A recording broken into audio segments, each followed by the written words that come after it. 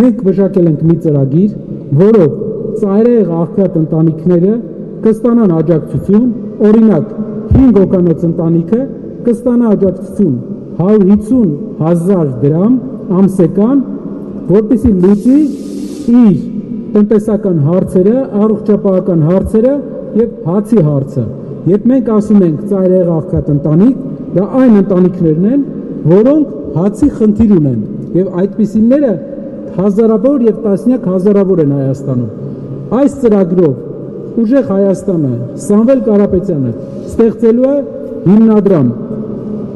աղքատության հաղթահարման հիմնադրամ, որտեղ ներդրում է կատարելու պետությունը, ներդրում են կատարելու մեր գործընկերները աշխարհի բոլոր ծայրերից եւ այդ հիմնադրամի միջոցներից մենք ապահովելու ենք ծայրահեղ աղքատ ընտանիքների համար